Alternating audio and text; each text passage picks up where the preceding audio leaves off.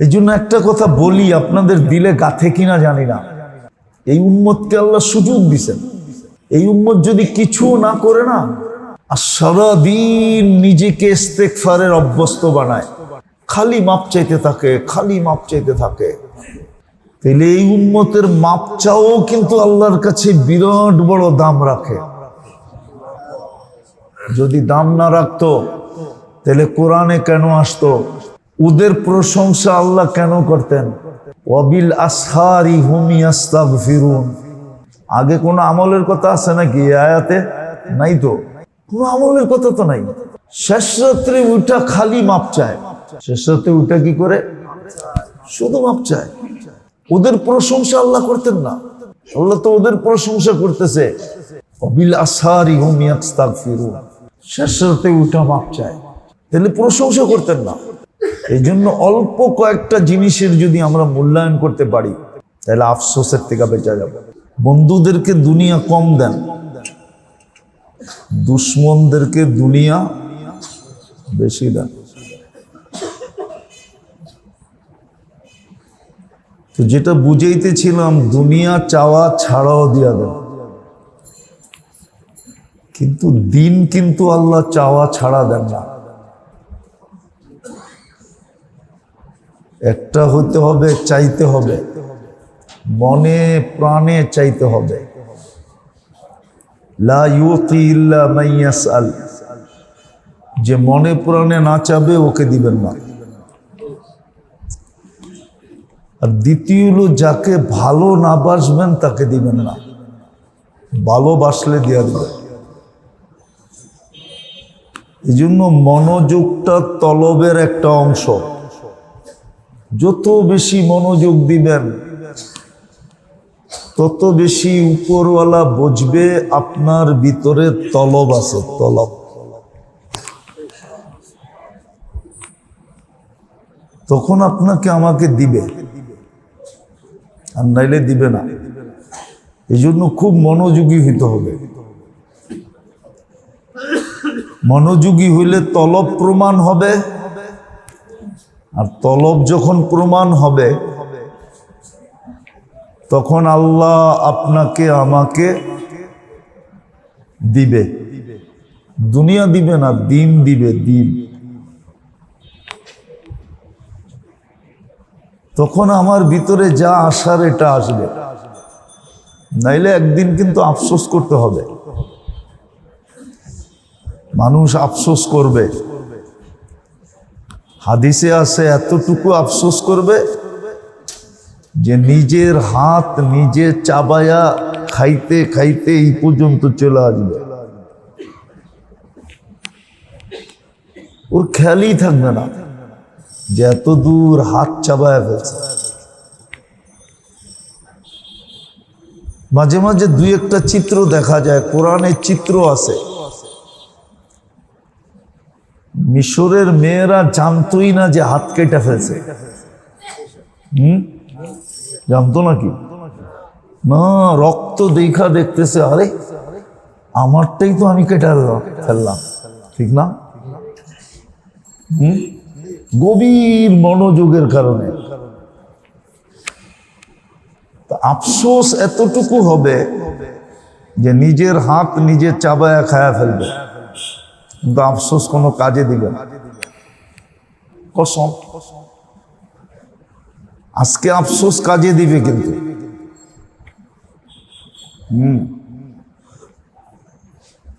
আজকে আফসোস কাজে দিবে, কালকে কিন্তু আফসোস কাজে দিবে না। চাই আফসোসের গভীরতা যতই হোক, যত লম্বাই হোক, কোনো কাজে দিবে না। আজকের আফসোস কাজে দিবে। আজকে যদি কেউ আফসোস করে মনের থেকে হায়ও বলতে পারে না, হায় করলাম কি, হায়, এতটুক বলতে পারলেও সে আল্লাহর কে নিজের দিকে আকৃষ্ট করতে পারবে। হাদিসে আছে, আল্লাহ ছুটে আইসা বলবে, গফারতু লাকা যুনুবা ওয়াল আওসার, তোর গুনাহ খাতা মাফ করে দিলাম। ওয়ালি আজলিকা সাম্মাইতু নাফসিয়াল আজিজুল গফফার, এই জন্যই আমার নামটা আমি গফফার রাখছি, নাহলে আমার রাখার দরকার ছিল না। আল্লাহ কেন গফফার নাম রাখবেন? আল্লাহ তো আল্লাহ, অল ইন অল, সে আবার গফফার নাম রাখবেন কেন? আল্লাহ বলছে তোমার জন্য রাখলাম। তুমি যে হায় বলবা, আফসোস করবা, তা আফসোসের বিনিময় দেওয়ার জন্য আমার নামটা গফফার রাখলাম, তোমাকে মাফ করে দিলাম। এই জন্য আমরা কিন্তু একদিন আফসোস করব, আমরা কিন্তু কি করব? আফসোস করব। কিন্তু আফসোস কোনো কাজে দিবে না। আমরা একদিন কি করব? আফসোস করব, কিন্তু আফসোস কোনো কাজে দিবে না। হ্যাঁ, আজকে যদি আফসোস করি তাহলে এই আফসোসটা বড় কাজে দিবে।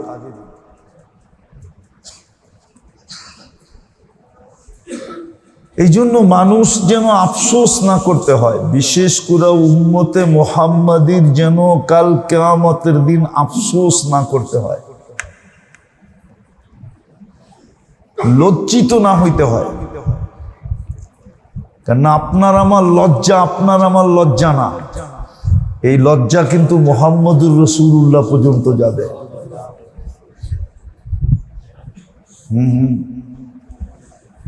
আপনার লজ্জা শুধু আপনার লজ্জা না, আমার লজ্জা শুধু আমার লজ্জা না, এই লজ্জা কিন্তু মুহাম্মদুর রাসূলুল্লাহ পর্যন্ত পৌঁছবে। এই জন্য কালকে যেন লজ্জিত না হইতে হয়, আফসোস না করতে হয়। এই জন্য আল্লাহ এই উম্মতের জন্য সুযোগ করে দিয়েছেন, এটা আল্লাহর ইহসান।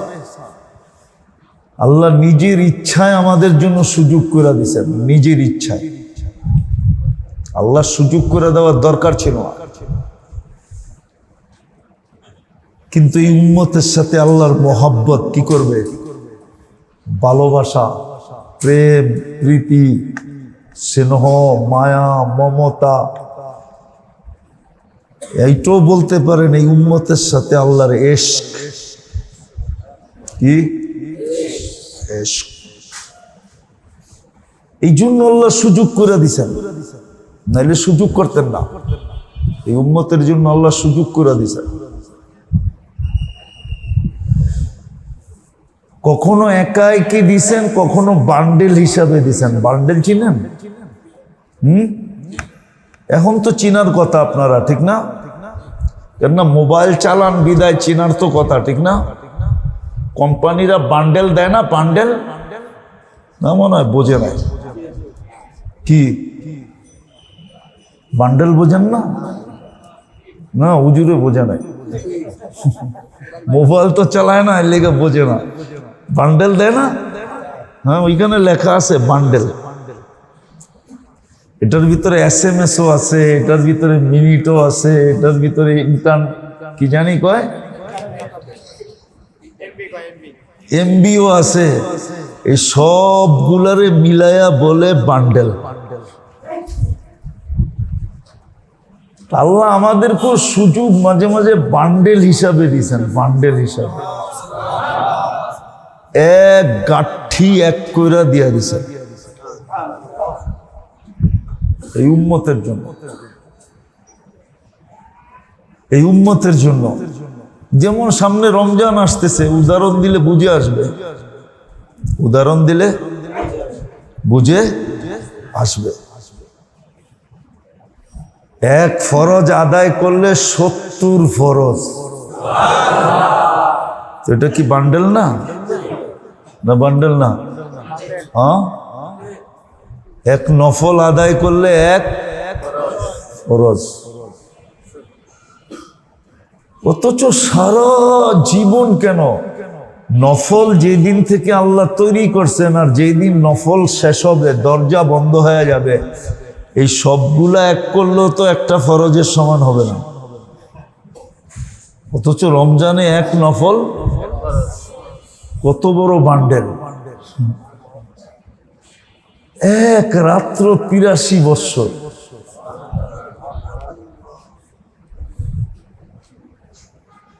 দশ দিন রহমত দেওয়ার জন্য শুধু দরজা খোলা রাখবেন না, ডাকতে পর্যন্ত থাকবেন।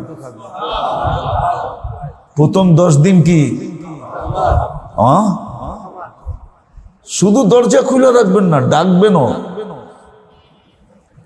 দ্বিতীয় 10 দিন শুধু দরজা খোলা রাখবেন না, ডাকবেনও। আপনারা হাইওয়ে যান না তো এই জন্য দেখেন না, হাইওয়েতে যান, হাইওয়ে ঢাকা চিটাগাং, ঢাকা সিলেট, ঢাকা খুলনা যান, দিনের বেলা যান, রাত্রের বেলা যান না।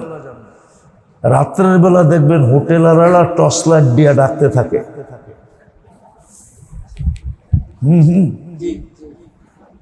টর্চ লাইট দিয়া এরকম ডাকতে থাকে, ঠিক না? যারা যায় ওরা দেখে, মনে হয় যে বিনা পয়সায় খাওয়াইব আর কি, এরকম ডাকে। কিন্তু গেলে গলা কাটটা রেখে দিল। তো আল্লাহ দ্বিতীয় 10 দিনে মাগফিরাতের জন্য ডাকতে থাকে। তো যেটা আমি বুঝাইতেছিলাম, আল্লাহ করো বুঝে আসুক, বুঝে আসলে কাজে দিবে, কাজে দিবে। নইলে একটা উদাহরণ দিয়ে বোঝানো যায়।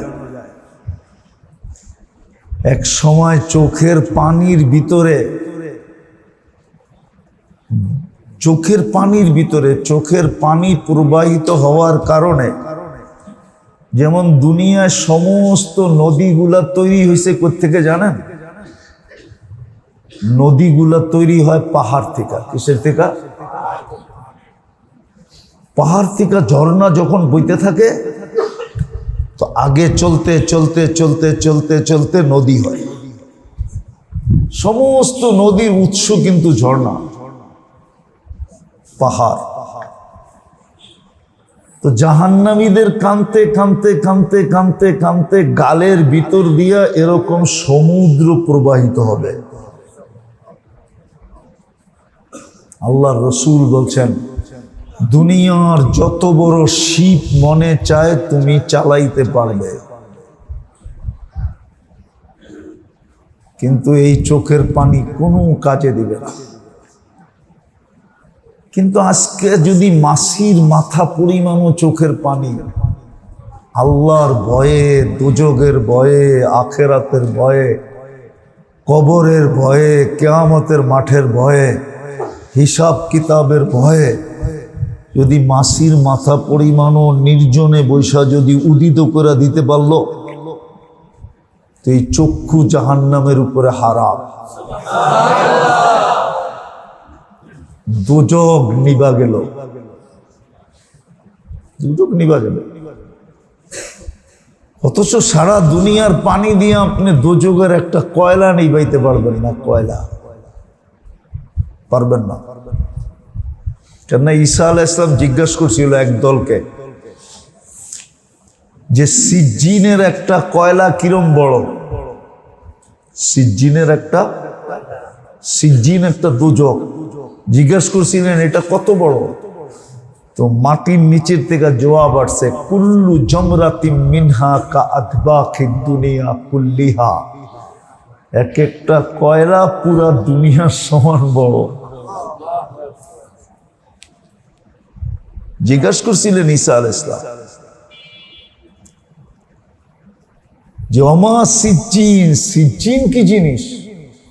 তো নিচের থেকে আওয়াজ আসছে, কুল্লু জমরাতিম মিনহা কা আতবাখিদ দুনিয়া কুল্লিহা। ওর একটা কয়লা সারা দুনিয়ার সমান বড়, আপনি নিভাইতে পারবেন না। অথচ আজকে এক ফোঁটা চোখের পানি না, সামান্য একটু পানি আল্লাহর ভয়ে কোনায় বৈশা যদি উদিত করতে পারেন, তাহলে দোজখ নিবানো সহজ, নিবা যাবে। আমি যেটা বুঝাইতেছিলাম যে আফসোস একদিন আমরা করব, আফসোস একদিন হবে, আফসোস।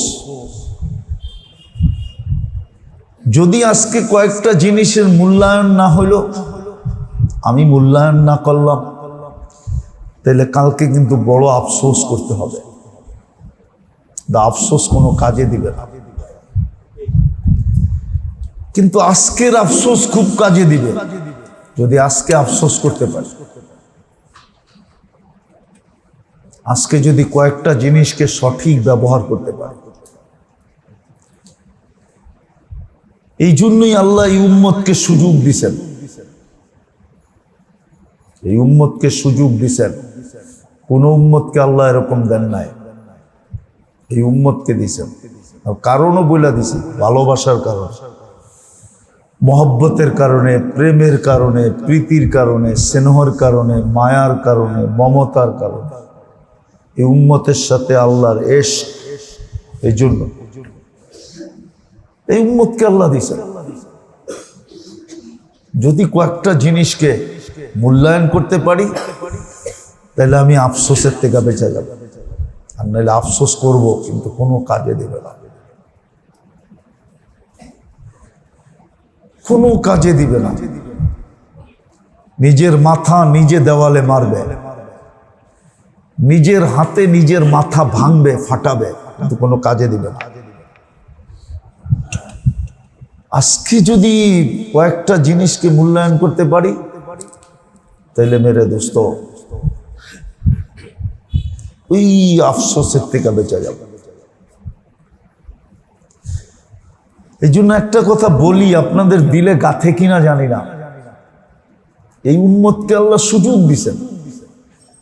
এই উম্মত যদি কিছু না করে না, আর সারাদিন নিজেকে ইস্তেগফারের অভ্যস্ত বানায়, খালি মাপ চাইতে থাকে, খালি মাপ চাইতে থাকে, তাহলে এই উম্মতের মাপ চাও কিন্তু আল্লাহর কাছে বিরাট বড় দাম রাখে। যদি দাম না রাখতো, তাহলে কোরআনে কেন আসতো? ওদের প্রশংসা আল্লাহ কেন করতেন? ওয়াবিল আসহারি হুম ইয়াস্তাগফিরুন। আগে কোন আমলের কথা আছে নাকি এই আয়াতে? নাই তো, কোন আমলের কথা তো নাই। শেষ রাত্রে উঠা খালি মাপ চায়, শেষ রাত্রে উঠা কি করে? শুধু মাপ চায়। ওদের প্রশংসা আল্লাহ করতেন না, আল্লাহ তো ওদের প্রশংসা করতেছে। ওয়াবিল আসহারি হুম ইয়াস্তাগফিরুন, শেষ রাতে উঠা মাপ চায়। তাহলে প্রশংসা করতেন না।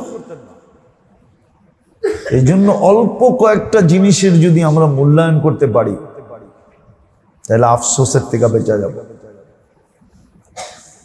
নাইলে বড় আফসোসের শিকার হতে হবে।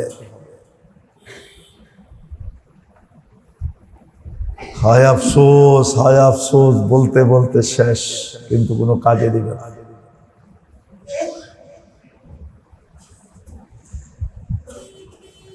একদিকে দেখানো যায়, বেশি না, বেশি না, তিনটা জিনিসের ব্যবহারই যদি সঠিক হয়ে গেল,